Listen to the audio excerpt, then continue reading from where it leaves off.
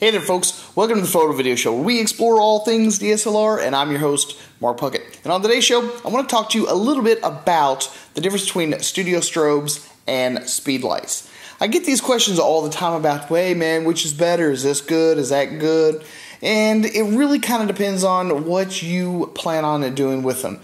Now, I'm going to give you my personal opinions. In no way, shape, or form is any of this de facto, you must do it this way, as with most things creative. So I'm going to go ahead and get started. So if you guys are ready, I know that I am. Let's begin now. Hey, so the number one reason that most people will likely consider strobes is because they're more comfortable with them. But you should probably consider price. Now, the price for one of these, which is the SB800, is around $400 brand new. Give or take, you could possibly find some on eBay, Amazon, maybe used at your local photography store. You could find it for a little bit less. All fine and well. Now, if you were wanting to take your regular studio heads out to a location shoot, you would have to have a special type of studio strobe in order to do that, because it would have to be able to work with a battery pack. And if you actually had one of those and the battery pack, it would probably cost you around $1,200 each for a single head and a single battery pack. And that is just ridiculous for most amateur just getting started. Even for me, there's absolutely no way that I want to spend that kind of money. Hence the reason I went with Speedlights in the first place. But here's the thing, there are alternatives out there. There is a new solution, and I'd like to share it with you. It's called the Explorer XT, and I'm going to put the link down in the show notes below, because this is somewhat of a breakthrough, because now you can have a battery pack, and instead of buying a special strobe, you can actually just use the ones that you have already. You can take them anywhere you want, you can take them on location, but there is still the price difference. Not only do you have to already have the studio equipment, but you also have to buy these portable battery packs as well.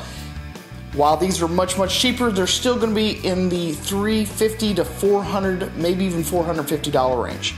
But like I said, I'll put the links in the show notes below, and you can check them out for yourself. So the second thing that you should probably take into consideration is portability. This is all I need when I go on a shoot. It will hold my full-size camera, 3 lenses, a couple of flashes, and all the filters and batteries that I can possibly throw at it. Not to mention that if you're on like a budget and you're in the city and you don't have a car and you're, bike, or like me, I've got a motorcycle, I mean, I can just throw this on my back and be on my way. I can ride pretty much anywhere I want and be set up and ready to go, and the only thing I really have to do is swap out my batteries. And I don't care how you look at it, a bunch, and I do mean a bunch, of AA batteries are significantly lighter than just one studio strobe head battery pack. So if weight is concerned, definitely go with the Speedlights. So the third and final thing that you should consider is purpose. What is the purpose of your photography?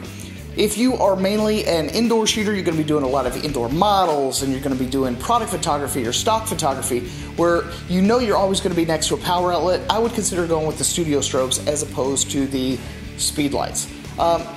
Because if you're always going to have power nearby, you don't really have any considerations for, being somewhere where you're unsure. Not to mention that studio strobes are more powerful. You can produce much, much more light than you can with the Speedlights. Not to mention that you can also recycle and recharge the flash faster with studio strobes as opposed to these. Studio strobes are fan cooled, so they stay much cooler for longer periods of time. With these, you are limited by your recycle time. You might get 1, 2, maybe 3 full power flashes per second with a Speedlight, and these could potentially overheat. So keep those in mind. Another thing that you might want to consider is that if you like to do both indoor and outdoor photography where you're not really for sure, I would consider going with the Speedlights instead, because you can still use these indoors, but you have the versatility of using them outdoors and anywhere else that you could possibly think of.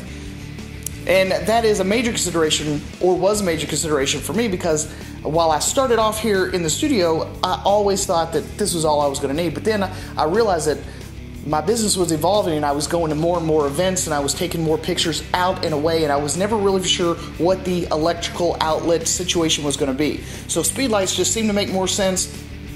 They were much more portable for my needs, lighter, less hassle, no cables, and this just seemed to make more sense to me. So I've got a public service announcement for you. If you are seriously considering investing in strobeless photography and you're going to get Speedlights, you need to invest in these batteries. These batteries are the Sanyo In-A-Loop rechargeable batteries. These things are amazing, and I'll tell you why. You can recharge these batteries and they will maintain 100% of their charge for up to a year, and they will also maintain 85% of their charge for up to 3 years. So once you charge these, you could throw these in your bag and you will know without a shadow of a doubt that if you go 2-3 years from now to throw these into your Speedlight, they're going to work. This is sort of my secret weapon because I can have about 4 sets of these in my bag. They take up no more room than a pack of cigarettes or a field recorder or whatever, and they don't add much weight to the gear bag whatsoever. You can pick these up at Costco, maybe Sam's Club, maybe Walmart, but I definitely know you can pick them up on Amazon. I'll have the link in the show notes below. So I want everyone to seriously consider getting these batteries if you are in any way, shape, or form considering strobeless photography. So there you have it, folks. I hope all this information comes in useful and handy for all your purposes and needs. If you would be so kind, please come be our friends and our pals over on Facebook and Twitter, and also follow us on via.me and come hang out with us. It's a pretty interesting little website, and I think you guys might enjoy it. It's a little bit like Pinterest. I've heard it compared to from time to time. So, at any rate, thanks for stopping by here at the Photo Video Show. I'm your host, Mark Puckett, and I'll see you guys again next time.